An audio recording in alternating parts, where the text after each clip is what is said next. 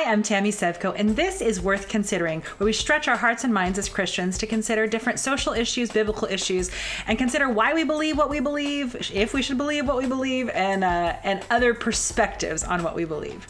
Today, I want to talk to you about addictive choices.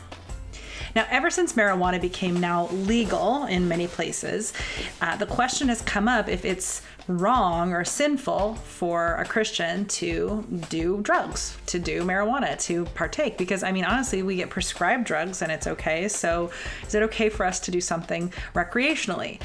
Well, I'm not going to break down everything about this right now. I would stand on the side of saying personally, no, I don't think it's appropriate for us to partake of things that are going to have power over us. And here's why. In 1 Corinthians chapter 6, verse 12, it says, all things are lawful for me, Paul is speaking, but not all things are helpful.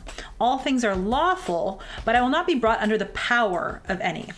I think the reality when it comes to choices that we make that can be addictive or lead addictively, things like smoking, even drinking can fall into this category, is that when something could have authority over you or power over you, it's something that you need to be very, very cautious of. And here's why. When we gave our lives to Jesus, we made the decision that he's the Lord of our life. We talked about this in the lordship episode. I'll link it here. When he's the Lord of your life, that means that it's his decision to make. Your body, your mind, your spirit, these are under his leadership now. And if you're going to make decisions about what you're going to eat or drink, etc., those decisions should be in concert, at least, if not in full and absolute abject submission to his lordship, saying, God, what would you have me do?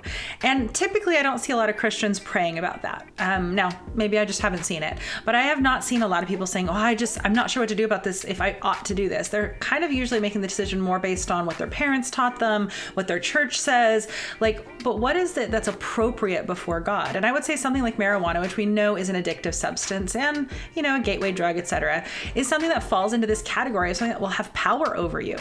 Not only that, but when you are under the influence of something, right? So scripture also says, do not be drunk with wine, but be filled with the Spirit, right? He says, don't be drunk with wine, which is dissipation, or in other words, wastefulness, but be filled with the Spirit. Here's the reason.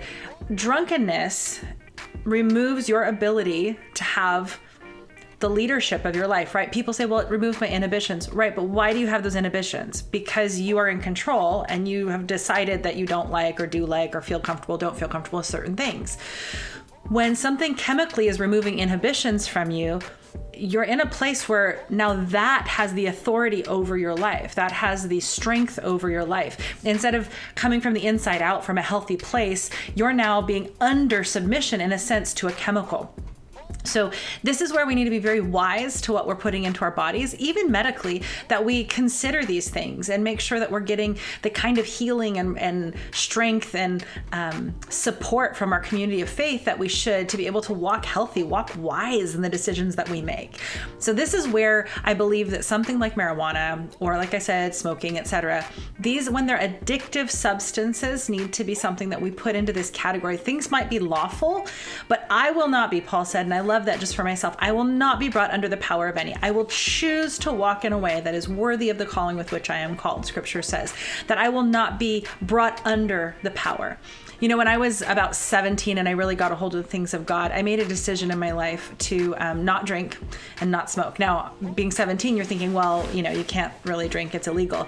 That was part of it. I remember thinking I'm not going to drink. I definitely wouldn't drink until it was legal.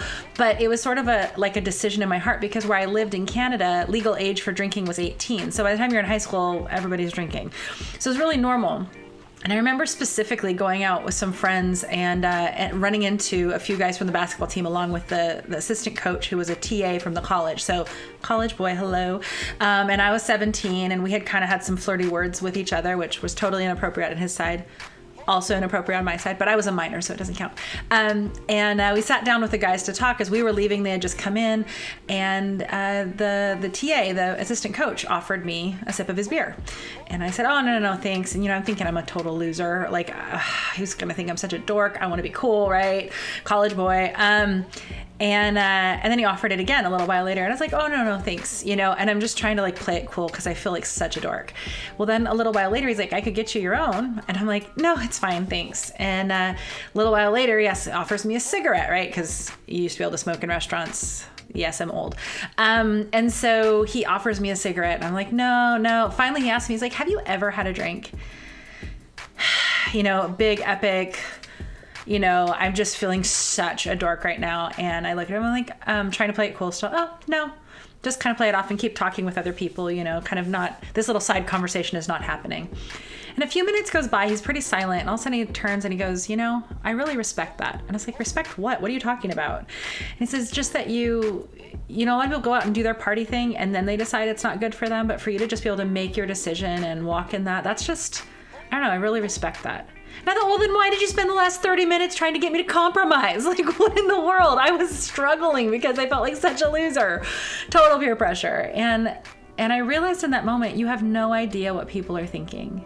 A lot of times we make decisions like this because we want to submit to the crowd, the people around us, kind of do what they're doing. And yeah, sometimes they will think you're a dork, you're a loser, whatever the right word is. But the truth is that there's also a layer that you can stand up and showcase a strength of character that a lot of people aren't used to seeing. You can be genuinely you and not be brought under the pressure to have to do things that other people are doing. And in that, there's a testimony in that. In that, there is a strength. And even as Paul said, I'm not going to be brought under the power of any. Like, I give my life to Jesus. I don't put myself under the power of anybody else.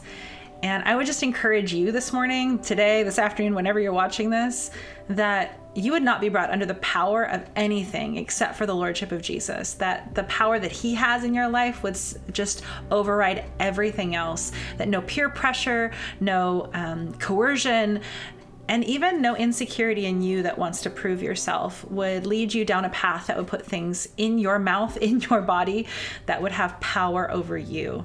But instead that you with Jesus would have the power you need to walk worthy of the calling with which you are called. Thanks for listening. Thanks for watching. Appreciate you hanging out with me today. Do me a favor, click that subscribe button and definitely turn on the notifications so you keep up with all the great content coming out. Also, if you have any thoughts on this, maybe you think that there's some other views on this you think I should be considering, please add your comments below. I'd love to engage with you today.